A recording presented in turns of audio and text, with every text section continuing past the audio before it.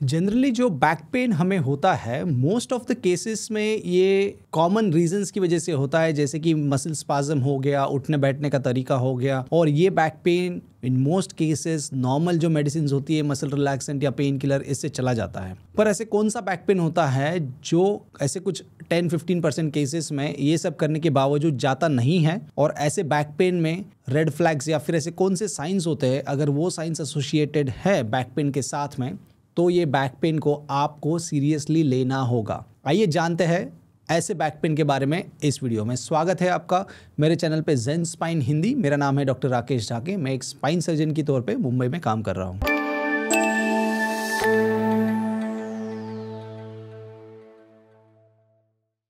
देखो, अगर back pain के साथ में अगर आपको ये 3 साइंस है तो आपको इस बैक पेन को लाइटली नहीं लेना है। ये बैक पेन सीरियस है और आपको तुरंत डॉक्टर के पास जाना ज़रूरी है, इसको इन्वेस्टिगेट कराना ज़रूरी है।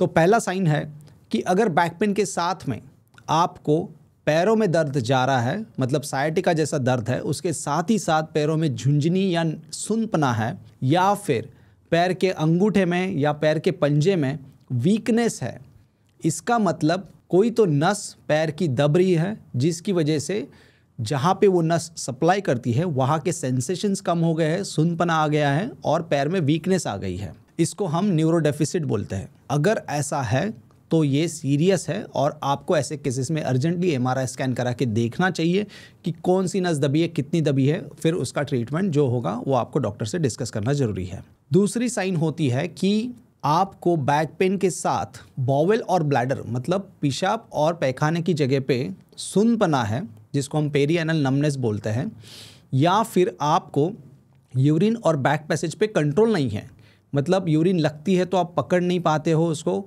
अपने आप टॉयलेट कपड़ों में हो जाती है या पता ही नहीं चलता है, या फिर जब आप टॉयलेट यूज़ करते हो तो टॉयलेट यूज़ करने के बाद पैखाने की जगह पे क्लीन करने के बाद आपको वहाँ पे एहसास नहीं होता है कि आप क्लीन कर रहे हो, सेंसेशंस वहाँ पे कम हो जाते हैं और कंट्रोल यूरिन और बैक पैसेज पे अगर नहीं है, इसका मतलब जो हमारी नर्व्स कमर में से, स्पाइन में से जो नीचे जाती है, नीचे मतलब पैर में और प्राइवेट पार्ट्स में जाती है, वो नस अगर दब जाती है, जिसको हम कॉडा इक्वाना सिंड्रोम बोलते हैं, ये एक मेडिकल इमरजेंसी होती है और ऐसे केसेस में 24 घंटे के अंदर अंदर इसका ट्रीटमेंट होना चाहिए, या फिर ये जो वीकनेस या लॉस ऑफ सेंसेशन या कंट्रोल है प्राइवेट पार्ट में, ये परमानेंट रह जाता है।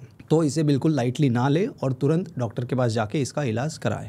तीसरी साइन वो है कि अगर बैक पेन के साथ ही साथ आपको अनएक्सप्लेन्ड वेट लॉस है, मतलब आपके कपड़े आपको लूज़ हो रहे हैं, जो रूटीनली आप कपड़े पहनते थे वो कपड़े लूज़ हो रहे हैं, आपको खाने की इच्छा नहीं होती है, लॉस ऑफ एपेटाइट, आपको फीवर आता है शाम को, या फिर फीवर के साथ ही साथ आपको चिल्स है, ये सब अगर साइंस है, इसका मतलब आपको स्पाइन में इन्फेक्शन हो सकता है या फिर आपको कैंसर भी हो सकता है। तो ऐसे केसेस में अगर बैक पेन के साथ में आपको ये सब लक्षण है तो आपको एमआरआई करा के इसको इन्वेस्टिगेट कराना ज़रूरी है।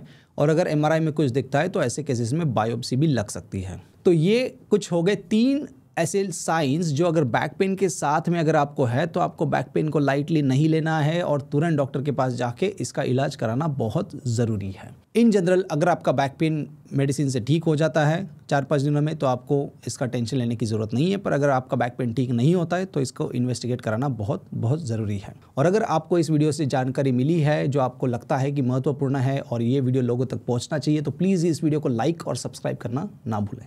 Thank you so much.